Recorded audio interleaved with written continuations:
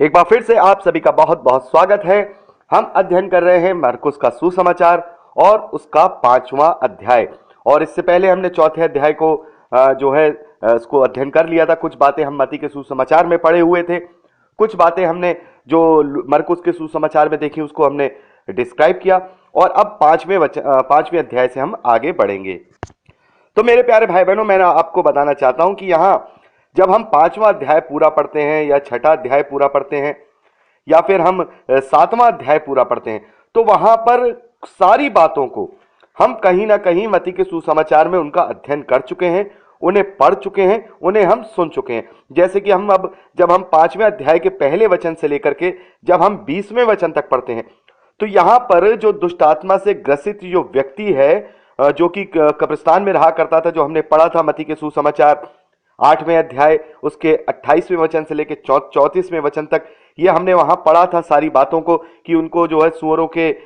झुंड में उसको वहां पर पैठ दिया गया था। ये सारी चीजें हमने वहां पढ़ी थी। और उसके बाद यायर की जो मृत पुत्री है और एक जो रोगी स्त्री है जिसे 12 साल से लहू बहने की जो शिकायत थी, वो भी हम 21वें वचन से जब हम इसे आगे पढ़ते हैं मरकुस के सुसमाचार 5वें अध्याय में और उसके 43वें वचन तक,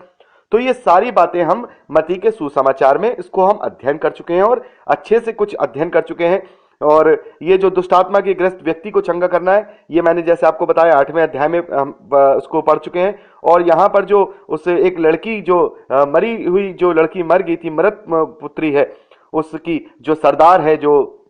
जैसे कहते हैं जो आराधनालय का जो सरदार होता है, जो उसमें से हम देखते हैं, तो वहां पर उसके घर जाता है, उसको वो जो क्या करता है, चंगा करता है, उसको जिंदा करता है। और उसके ही बीच में हम देखते हैं कि स्त्री है जिसे 12 साल से लहू बहने की जिसे प्रॉब्लम थी, वो प्रभु को छूती है और प्रभु कहते हैं किसी ने मुझे छुआ। ये सारी चीजें हम मत्ती के सुसमाचार उसके 9वें अध्याय उसके 18वें वचन से लेके 26वें वचन तक हम इसको पढ़ चुके हैं। और मैं चाहूंगा अब इसके 5वें अध्याय को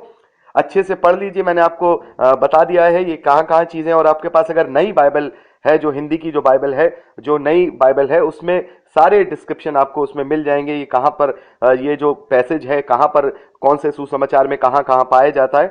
तो ये सारी चीज आप वहां पढ़ सकते हैं। लेकिन जो यहाँ गौर करने वाली बात है, जो ज्यादातर जो हम अध्ययन करने वाली बात है, जो 5वें अध्याय में जो पहले ही वचन में जब हम देखते हैं, तो वहां पर जब दूसरा वचन पढ़ते हैं तो यहाँ लिखा है, जब वह नाव पर से उतरा तो तुरंत एक मनुष्य जिसमें अशुद्ध आत्मा थी कब्रों से निकलकर उससे मिला।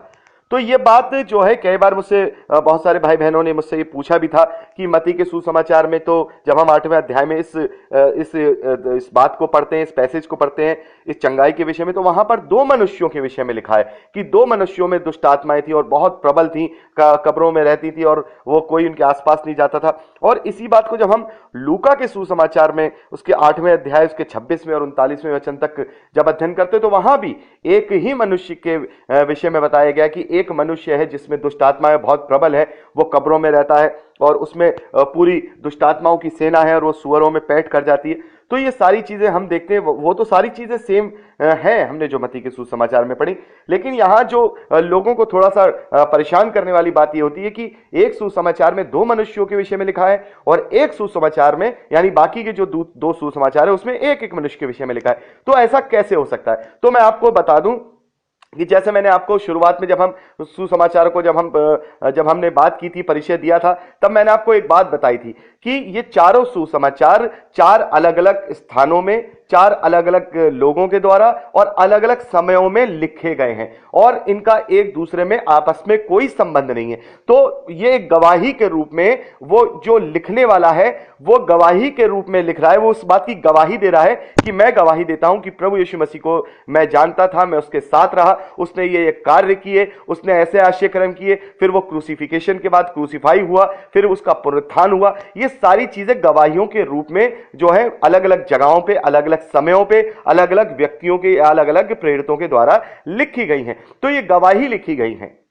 और ये बात हम ये भी जानते हैं कि प्रभु यीशु मसीह से करीब ये मरकुस के ही सुसमाचार की जो अप्रोक्सीमेटली जो डेट है, जैसा मैंने आपको बताया था कि जो अब जो नई जो थ्योरी उसके हिसाब से 55 एडी से और 60 एडी के बीच में लिखी जाती है। वैसे उसको माना जाता है कि 65 एडी और 70 एडी के बीच में मरकुस का सुसमाचार लिखा गया है, लेकिन मान लीजिए इसको 60 एडी एक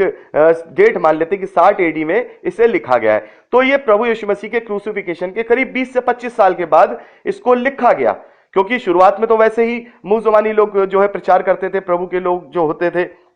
उसके जी उठने की, उसके पुनरुत्थान की सारी बातों को प्रचार करते थे, उसकी आज्ञाओं को प्रचार करते थे। लेकिन उसके बाद जैसा कि मैंने आपको बताया, जो लिखने की सामग्री हुआ करती थी बहुत महंगी हुआ करती थी। तो ये मरकुस का सुसमाचार संक्षेप में लिखा गया, सारी बातें लिखी गई, और उस वक्त एक दूसरे के साथ जो भी वहां पर होंगे, जैसे मान लीजिए मत्ती का सुसमाचार जब हम पढ़ते हैं तो वहां हम देखते हैं जो मत्ती के द्वारा लिखा जा रहा है, जो प्रभु का चेला है, और वहां पर जब वो उस बात को, और हम ये देखते हैं कि मत्ती के सुसमाचार में ज्यादातर जो बहुत सारी चीजें संक्षेप में है, कुछ चीजें लूका के सुसमाचार में संक्षेप में, कुछ चीजें मरकुस के सुसमाचार में संक्षेप में। तो ये अपनी अपनी गवाही, अपने अपने एक्सपीरियंस से वहां पर लिख रहे हैं। और यहां पर जो यहां दो व्यक्ति के विषय में लिखा जा रहा है, तो अगर मत्ती के सुसमाचार में दो व्यक्ति जो कहा गया है, तो ज्यादातर संभावना यह है क्योंकि प्रभु यीशु मसीह के वो जो चेले हैं, साथ रहे हैं मत्ती, तो वहां पर वो अपने एक्सपीरियंस से लिख रहे हैं, तो वहां दो मनुष्य के विषय में लिख रहे हैं। और यहां पर जो यहां ये लिखा जा रहा है, तो ये गवाहियों के रूप में मरकुस जो है पतरस से गवाही ले रहे हैं, औरों से गवाही ले रहे हैं, और लूका ने तो सब कुछ गवाहियों पे ही लोगों से गवाही ले लेके कलेक्ट किया। जब हम लूका के सुसमाचार के पहले ही अध्याय पहले वचन में पढ़ेंगे तो वहां लूका ने ये बात बोला है कि मैंने अच्छी तरह से छानबीन करके लोगों की गवाहियों को लेकर कलेक्ट किया और उसके बाद इस सुसमाचार को लिखा है, ताकि लोगों इससे जो है इस पर विश्वास करें और अपना उद्धार पाएं। तो यहां पर ये बात आना, तो ये पहली चीज तो मानना कि हाँ, वहां दो ही व्यक्ति जो है मनुष्य होंगे जिसे हम ज्यादातर मान सकते हैं। और इस बात से हमें परेशान होने की जरूरत नहीं है, बल्कि इस बात से हमें बहुत ज्यादा खुश और बहुत ज्यादा हमें अंदर गर्व होना चाहिए कि हमारे पास जो वचन है वो बिल्कुल सचमुच 2000 साल पहले जैसा लिखा गया वैसा ही है। इसका एक भी शब्द अभी तक बदलने की कोशिश नहीं की गई। मान लीजिए अगर इसके वचन को बदलने की कोशिश की होती, या किसी शब्द को बदलने की किसी पास्टर ने या किसी फादर ने या किसी भी व्यक्ति ने बदलने की कोशिश की होती, तो यहां पर वो ये देखता, अगर ये मत्ती के सुसमाचार में 2 लिखे हैं, यहां 1 लिखा है, इसको भी मैं 2 कर दूं कि आगे आने वाली पीढ़ी में जो है कंफ्यूजन ना हो। लेकिन नहीं, इतनी हिम्मत किसी में नहीं थी, क्योंकि ये सब हमारे लिए पवित्र आत्मा की प्रेरणा से लिखे गए वचन है। और जैसा जिस तरीके से लिखा गया है, जिस वर्डिंग में लिखा गया है, जैसा 2000 साल पहले था वैसा ही आज भी हमारे पास है। इसमें किसी ने भी कोई चेंजेस नहीं किए हैं, इसमें किसी ने भी कोई बदलाहट नहीं की है। और कभी कभी ये माइनर त्रुटियां एक कॉपी से दूसरी कॉपी में ट्रांसफर करने में भी माइनर त्रुटियां हो जाती थी, लिखने में भी, और लिखने की जो ट्रांसलेशन हुआ करती थी, कोई किसी भाषा में कोई किसी भाषा में, उसमें भी ये माइनर त्रुटियां हो सकती हैं। लेकिन जो मेन प्रिंसिपल और जो मेन शिक्षा है, उसमें कहीं भी 2000 साल से पूरे नए नियम के अंदर कहीं भी कोई बदलाव नहीं आया है। वो मेन प्रिंसिपल वहीं का वहीं है। और त्रुटियों के विषय में मैंने एक वीडियो भी बनाया है कि कितनी रिलायबल है बाइबल कितनी रिलायबल है, जिसको हम कितनी विश्वास योग्य है, क्या इसको बदल दिया गया, क्या ऐसा मुमकिन है, ये सारी जांच पड़ताल को मैंने एक वीडियो बनाया है। आप चाहें तो मैं आप जो आप भाई बहन चाहेंगे, मैंने उस वीडियो को लिंक दे दूंगा, आप उसको देख सकते हैं, आप उसको जान सकते हैं कि कैसे हम बाइबल पे पूरी तरह से विश्वास कर सकते हैं, क्योंकि इसका एक भी दाना, एक भी अक्षर, एक भी बिंदु बदला नहीं गया है। और ये इस बात का प्रूफ है कि ये मनुष्यों के दिमाग और मन गढ़ंत तरीके से नहीं लिखा गया। जैसी गवाही उन्हें मिली, उन्होंने उसे वहां कोड किया। यहां पर मरकुस ने भी जैसी उसने छानबीन करके गवाही ली इस विषय में, उसने 8-10 लोगों से पूछा होगा कि कितने लोगों को हुआ था, तो लोगों ने जब ज्यादा से ज्यादा लोगों ने जब कहा होगा एक मनुष्य ने, तो उसको उस गवाही को यहां कोड किया और कोड करके उसको यहां पे लिखा। ऐसे ही लूका ने भी किया। लेकिन मत्ती के सुसमाचार में जो है, वहां पे मत्ती वहां पे मौजूद है, उन्होंने किसी से गवाहियां कलेक्ट नहीं की हैं, उन्होंने अपने आप से उस चीज को लिखा है। तो हम ये मान सकते हैं कि वहां 2 मनुष्य ही रहे होंगे, क्योंकि वहां पे बहुत सारी दुष्ट आत्माओं की सेना है। और ये बहुत ही ज्यादा हमारे लिए गर्व की बात है कि इस प्रकार की जो छोटी मोटी त्रुटियां कभी भी किसी भी स्कॉलर ने या कोई भी संस्था है या कोई भी बड़े से बड़ा पास्टर है, किसी ने भी हिम्मत नहीं की कि हम यहाँ इसमें एक अक्षर भी बदल दें। क्योंकि वचन हमें इस बात के लिए क्या करता है, सावधान करता है कि तुम में से कोई भी इसका एक भी बिंदु, जैसे कि हम जब लास्ट में प्रकाशित वाक्य के जो लास्ट के जो 22वां अध्याय है उसको जब हम पढ़ते हैं तो वहां पर हम देखते हैं, यहाँ 18वें वचन में हम देखते हैं प्रकाशित वाक्य उसके 22वें अध्याय में, मैं हर एक को जो इस पुस्तक की भविष्यवाणी की बातें सुनाता हूं, सुनता है, गवाही देता हूं, यदि कोई मनुष्य इन बातों में से कुछ बढ़ाए तो परमेश्वर उन विपत्तियों को जो इस पुस्तक में लिखी हैं बढ़ाए, उस पर बढ़ाएगा, और यदि कोई इस भविष्यवाणी की पुस्तक की बातों में से कुछ निकाल डाले तो परमेश्वर उस जीवन के वृक्ष और पवित्र नगर से उस जिसका वर्णन इस पुस्तक में है उसका भाग निकाल देगा। तो यहां हम देखते हैं एक भी बिंदु, एक भी मात्रा जो जैसी 2000 साल पहले जिस लिपि में है उसी से ट्रांसलेट की गई। हाँ, उसे विस्तार पूर्वक जरूर लिखा गया, यानी वो भी सावधानी के साथ विस्तार पूर्वक लिखा गया, ताकि उसकी मेन प्रिंसिपल जो उसकी है, जो उसकी मूल आत्मा उस वचन की है, वो कहीं भी ठेस ना पहुंचे। उसको समझाने के लिए उसको बड़ा करके थोड़ा विस्तार से डिस्क्राइब करके जरूर बताया गया, लेकिन उसकी मेन प्रिंसिपल को कहीं भी ऐसा नहीं जो है चेंज किया गया जिससे कि उसके ऊपर यह श्राप लगे कि अगर वो इस चीज परमेश्वर के पवित्र शास्त्र को कुछ बदल रहा है। तो ये बहुत बड़ी परमेश्वर का धन्यवाद है कि हमारे पास ये बहुत बड़ा एक सबूत है कि देखो कैसे ये चीजें आपस में मेल करके, किसी ने बैठ करके, किसी 4, 5, 10 आदमियों ने मिलकर इस बाइबल को नहीं लिखा, बल्कि ये सही मायने में पवित्र आत्मा की सामर्थ और सच्ची गवाहियों से ये सुसमाचार लिखे गए। इनकी भिन्नताएं, जो थोड़ी थोड़ी भिन्नताएं हैं, ये इस बात से प्रूफ हैं कि हाँ ये सच बातें हैं, और इसके अलावा जो है किसी भी चीज में कहीं भी इसके अंदर कोई चेंजेस नहीं आया, क्योंकि चेंजेस आया होता तो ये चीज जो त्रुटि, मैं और आप बहुत ही छोटे हैं अभी जो वचन के ज्ञान में, जो हम इस बात को नोट कर ले रहे हैं कि यहां पर एक व्यक्ति लिखा है, वहां पर 2 व्यक्ति लिखे, तो क्या पुराने स्कॉलर्स ने कभी किसी ने नोट नहीं किया होगा? हाँ जरूर किया होगा, लेकिन उन्होंने इतनी हिम्मत, ना उनके पास कोई अधिकार था कि वो उसका एक बिंदु भी बदल पाए। जैसा सुसमाचार लिखा है वैसा ही सुसमाचार ट्रांसलेट किया गया, वैसा ही फिर वो आगे हिंदी, इंग्लिश जैसी भी बाइबल्स हैं उनमें वो वैसे ही ट्रांसलेट कर दिया गया। तो ये तो बहुत ही खुशी और बड़े गर्व की बात है, इसमें कंफ्यूजन नहीं रखना चाहिए, और यही बातें हैं जिससे हमारा विश्वास भी और ज्यादा पक्का होता है। तो इसमें कंफ्यूजन में जाने के बजाय इसमें और अच्छी बात को ढूंढना ही ये बात अच्छी है कि इसका एक भी बिंदु कभी बदला नहीं गया। तो यहां पर मैंने आपको बताया जैसे 5वां अध्याय पूरी बातें दुष्टात्मा से ग्रसित जो व्यक्ति है, उसके बाद यायर की पुत्री की जो बात मैंने आपको बताया, जो एक स्त्री है 12 साल की, वह मत्ती के सुसमाचार 9वें अध्याय 18वें वचन से 26वें वचन तक पढ़ते हैं। तो यह हम अध्याय जो 5वां अध्याय है, जो एक बात को छोड़कर, जो मैंने आपको काफी टाइम भी हो गया इसको डिस्क्राइब करते हुए, तो इसको छोड़ करके और कोई डिफरेंसेस यहां पर हमें नहीं मिलता है।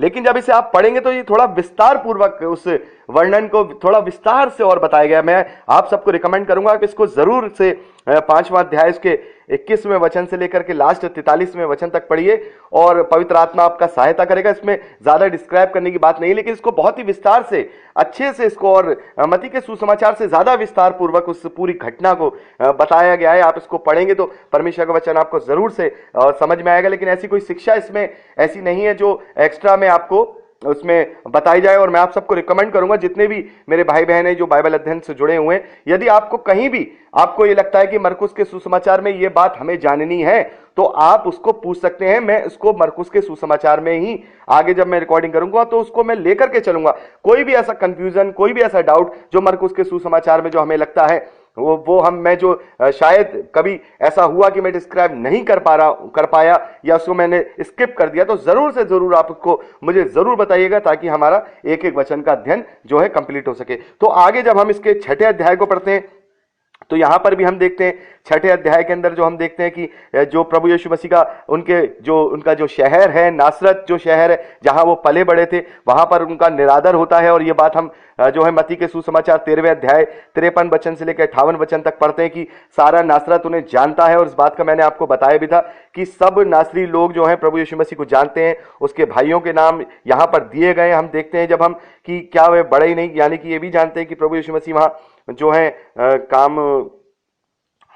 क्या काम करते हैं, उनके फादर क्या काम करते हैं, उनके भाइयों के क्या नाम है, उनके बहनों के, मतलब अच्छी तरह से इस बात को जो है जानते हैं। और ये तभी हो सकता है कि जब कोई व्यक्ति लंबे समय से उस जगह में उनके साथ रहता हो। और इस बात का शायद मैंने मत्ती के सुसमाचार में खंडन भी किया था कि जो लोग कहते हैं कि प्रभु यीशु मसीह इंडिया आए थे, कि प्रभु यीशु मसीह वहां आए थे, ये हुआ था वो हुआ था, तो उन सब बातों का मैंने यहाँ पे इस बात से एक निष्कर्ष निकाला था कि जब जो नासरी लोग हैं वो अच्छी तरह से जब प्रभु यीशु मसीह को पहचानते हैं, उसके भाइयों के नाम, उसकी माँ के नाम सब कुछ जानते हैं और भली भांति यीशु मसीह को जानते हैं, तो उसका मतलब वो उनके बीच में, उनके अनुग्रह के बीच में उनके साथ पला बढ़ा और वो कहीं नहीं गया। अचानक से वो सारी चीजें उसके अंदर जब उसने उन लोगों ने देखी तो उन्हें अचंभा हुआ और उसका उन लोगों ने अनादर भी किया। तो इस बात को हम मत्ती के सुसमाचार में से पढ़ चुके हैं और 12 प्रेरितों का प्रचार करने के लिए भेजना, जिसे हम 7वें वचन से लेकर के इसको हम 13वें वचन तक पढ़ते हैं, 6ठे अध्याय मरकुस में। ये भी हम जो है मत्ती के सुसमाचार उसके 10वें अध्याय उसके 5वें वचन से लेकर के 15वें वचन तक इसे हम पढ़ चुके हैं। और जो यूहन्ना बपतिस्मा देने वाले की हत्या है,